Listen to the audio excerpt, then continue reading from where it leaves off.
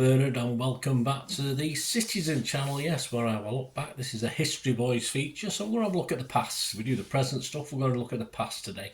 And I simply call this one City Imports, yes, it's about guys. Well, this is a sort of City Imports. This guy actually, when he joined City, was a naturalised British citizen, yes, but he was born in Johannesburg, South Africa in June 1948, so we're on 20th of June 1948. So today, yes, we're going to have a look at Colin Viljoen or Viljoen. I call him Viljoen, that's what I've always called him, and what I called him when I watched him, Colin Viljoen.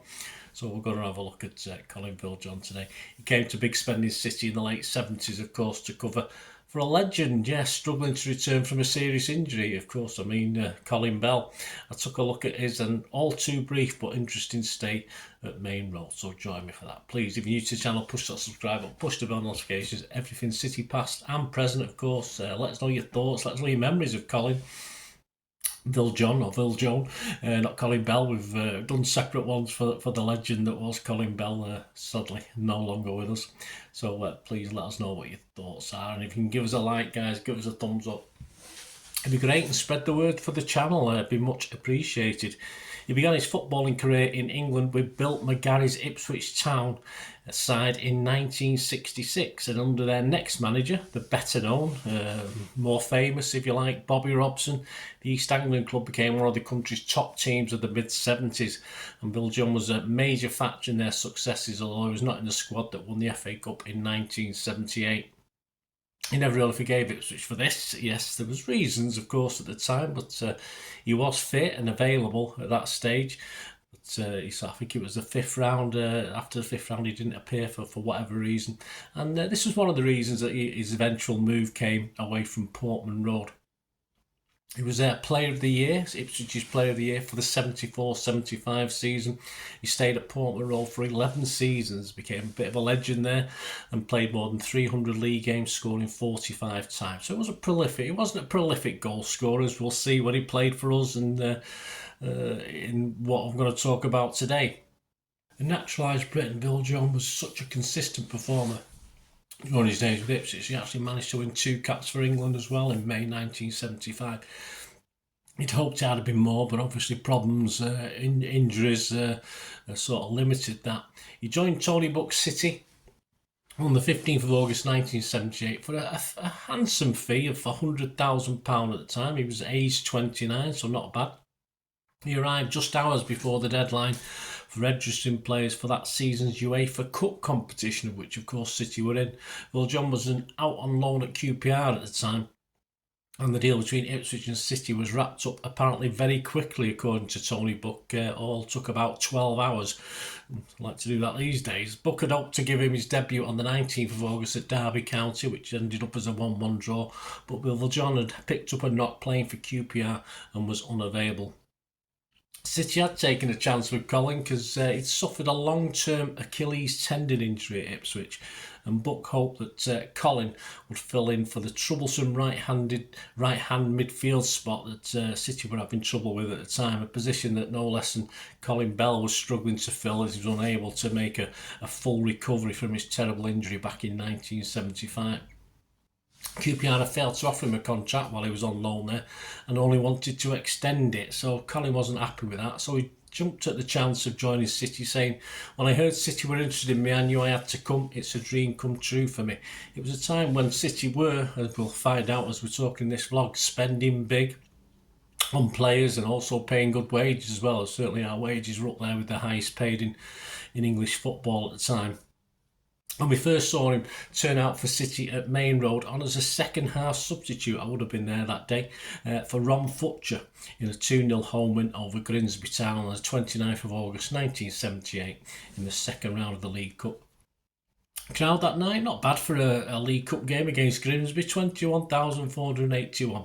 He started his first competitive game in the UEFA Cup, away first leg at 20 Enschede on the 13th of September, a 1-1 draw, where Tony Buck, his manager, was happy with his man-for-man marking on the night on their player called Otto, a very tall, lanky big midfielder, yeah, a big lad, Otto. City's team on his full debut for that night was Corrigan, Clements, Power, Viljoen, Watson, Paul Futcher, Shannon, Owen, Palmer, Hartford, Barnes, and the substitute was Tommy Booth. His full league debut for City started on a high, yes, a 4-1 win at Chelsea, thanks largely to a hat-trick by another newcomer striker, Ron Futcher, and Tony Butt was pleased with Colin's addition in midfield, which helped City control the game. Went in the home leg with 20, a 3-2 win on the 27th of September. He was drawn after 60 minutes with a knock, replaced by Colin Bell, who actually volleyed home to give City a 3-1 lead. It was a reoccurrence of an ankle injury that had been bothering him whilst on his QPR loan. He was starting again in the next round, a first leg at Main Road against Standard Liège, a comfortable 4-0 win, but again went off injured with Jed Keegan replacing him, but it was put down to a muscle cramp. But he started 4 of the next 5, 3 draws in the league and a 3-1 win at Norwich in round 4 of the League Cup. He again limped off here, missing out away to Liège where he warmed the bench that night. Though beaten 2-0, we went through 4-2 on aggregate. Despite starting in the excellent 2-2 draw against AC Milan, yes, that was the rearranged game, wasn't it, for the next day. On the 23rd of November, he was subbed in the second half, again replaced by Jed Keegan, but stayed on the pitch for the second leg, a 3-0 home win on December the 6th. With the return of Malcolm Allison in the new year, Viljoen was finding little game time through injury. After starting a 2-1 home loss to the Saints on December the 9th, it was 24th of February before he got another start. He missed the chance of playing in our short-lived FA Cup campaign. He was probably thankful for that because we went out to the mighty Shrewsbury in round 4. His return was a 3-0 win at Coventry, a welcome win for 16th place City on the 24th of February, and was starting 11 of the next 13 City games. His best run is his stay at City, including both games in the defeat in the UEFA Cup to Mönchengladbach, which we lost 4-2 on aggregate in March. One of the games he missed wasn't through injury on the 31st of March. City went to Viljoen's previous club, Ipswich, but this time it wasn't injury but flu that prevented him playing against his old club, a 2-1 loss for us at that night. It was his starts in the reserves for Colin. Of the last 7 league games, Colin finally got a start in the last league game of the season, a 3-2 home loss against Aston Villa. It proved to be a stop-start season for both club and player. City finished in a disappointing 15th place in Division 1, a drop of 11 places from the previous season, and Viljoen played 16 league games. He made 2 League Cup appearances, including one as a sub. He wore the number 4, 6, 8 and 12 shirts this season.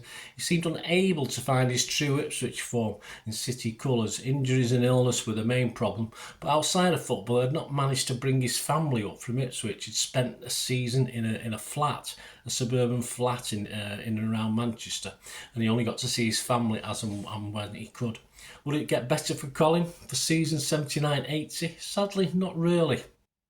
As we mentioned earlier in this vlog, new arrivals would continue to come in, and this season would include Steve McKenzie, Dragoslav Stepanovic, I think I've done a City imports on him, Bobby Shinton and Mick Robinson. As Tony Butt, though, began to take a bit of a backseat, and Malcolm Allison continued his revolution. There would be even more additions to come as well. Sadly, the hero Viljoen had come into cover for Colin Bell had called time on his playing career, as to try to play on would cause irreparable harm to him in the future. So please join me in part 2 as the 79-80 season gets underway, but with a change at the top at City, or a definite change. I think it'd been there anyway, but a definite on paper change. Not much change for Colin though in the season. He would not sadly complete at City. So please join me for that. Let me know any memories you got, guys. Great to hear from you. Hope you enjoyed this part 1 of 2 of City Imports Colin Viljoen. Thanks for watching. Till we meet again, that's one thing, don't I? Please stay safe, Blues. Come on, City. Bye for now.